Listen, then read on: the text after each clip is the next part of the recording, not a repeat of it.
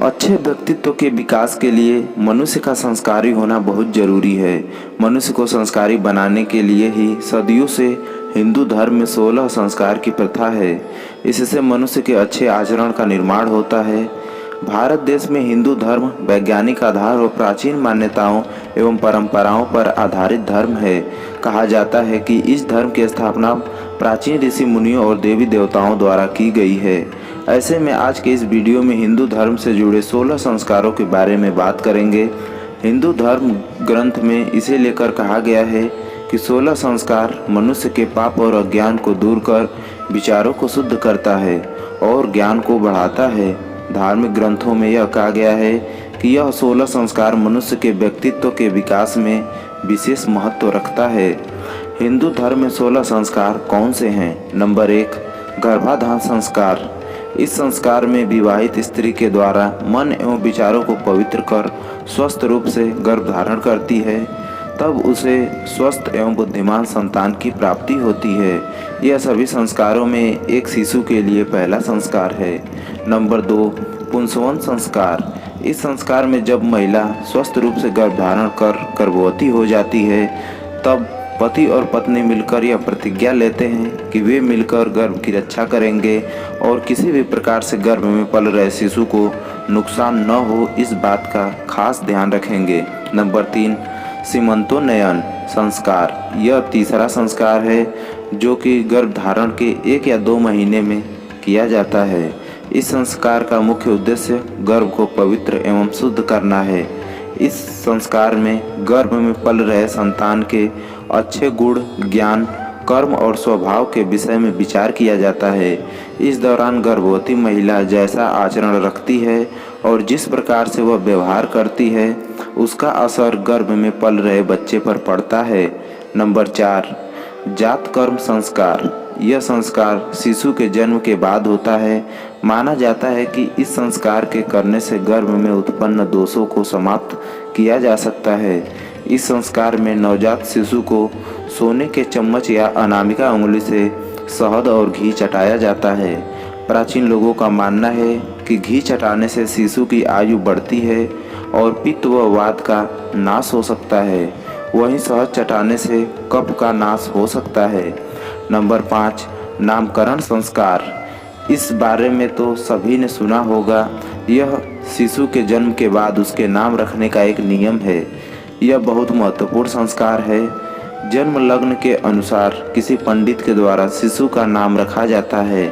नाम का अक्षर भी सुझाया जाता है, जिससे परिवार वाले अपने पसंद से बच्चे का नाम रखते हैं और उसके मंगल भविष्य की कामना करते हैं। नंबर 6, निष्क्रमण संस्कार। इस संस्कार में शिशु के आयु वृद्धि की कामना की जाती है एवं बच्चे के उज्जवल भविष्य के लिए प्रार्थना की जाती है। यह संस्कार शिशु के 4 या 6 महीने पूरा होने के बाद किया जाता है। नंबर 7, अन्नप्राशन संस्कार। इस संस्कार में शिशु के समस्त दोषों का नाश होता है जो माँ के गर्भ के दौरान उसमें आ जाते हैं। इस संस्कार से नवजात शिशु को पहली बार अन्न खिलाया जाता है या अन्न से मुंह को जूठा किया जाता है। अन्नप्राशन में बच्चे को अन्न खिलाने के साथ साथ उसे उपहार एवं उनकी लंबी उम्र की कामना की जाती है। नंबर 8, मुंडन संस्कार। इस संस्कार में बच्चे के 1, 3, 5 या 7 साल पूरा करने पर बाल को किसी धार्मिक स्थल या नदी किनारे उतारे जाते हैं। इस संस्कार को वपन क्रिया के नाम से भी जाना जाता है। माना जाता है कि इस संस्कार से शिशु को बुद्धि, बल और आयु की प्राप्ति होती है। नंबर 9, कर्णवेधन संस्कार। इस संस्कार में बच्चे का कान छेदने का रस्म पूरा किया जाता है। इस संस्कार को शिशु के जन्म के बाद 6 माह से लेकर 5 वर्ष तक कभी भी किया जा सकता है। नंबर 10, उपनयन संस्कार। इसे यज्ञोपवीत या जनेऊ संस्कार के नाम से भी जाना जाता है। इस संस्कार में बालक को पूरे विधि विधान के साथ जनेऊ धारण करवाया जाता है। प्राचीन धर्म ग्रंथों में यह कहा गया है कि इस संस्कार के बाद बालक को वेदों के अध्ययन करने का अधिकार प्राप्त हो जाता है।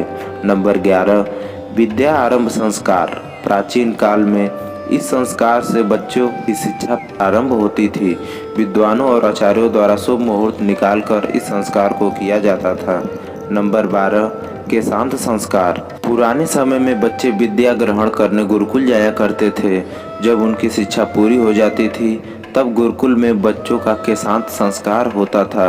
इस संस्कार में बच्चे को पहली बार हजामत यानी दाढ़ी बनवाने की अनुमति दी जाती थी। इसे गोदान संस्कार के नाम से भी जाना जाता है। नंबर 13, समावर्तन संस्कार।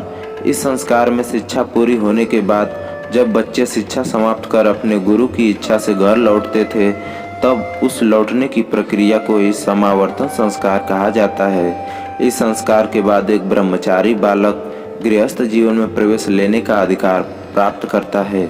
नंबर 14, विवाह संस्कार। यह जीवन का सबसे महत्वपूर्ण संस्कार है जिसमें पुरुष और स्त्री माता पिता की आज्ञा से देवी देवताओं की पूजा आराधना और विवाह नियम के साथ विवाह कर गृहस्थ आश्रम में प्रवेश करते हैं। नंबर 15, विवाह अग्नि संस्कार। इस संस्कार में वर वधू के द्वारा विवाह के दौरान किए गए हवन यानी विवाह अग्नि को शादी के बाद नवविवाहित जोड़े के द्वारा अपने घर में लाकर पवित्र स्थान पर प्रज्वलित किया जाता है। नंबर 16, अंत्येष्टि संस्कार। यह व्यक्ति के जीवन का आखिरी संस्कार है जिसे मृत्यु के बाद की जाती है। इस संस्कार में घर से अग्नि ले जाकर शमशान घाट पर शव को चिता पर लेटाकर चिता प्रज्वलित की जाती है। ये रही हिंदू धर्म के 16 संस्कार जो मनुष्य के गर्भ में प्रवेश करने से लेकर उसके मृत्यु तक होती है।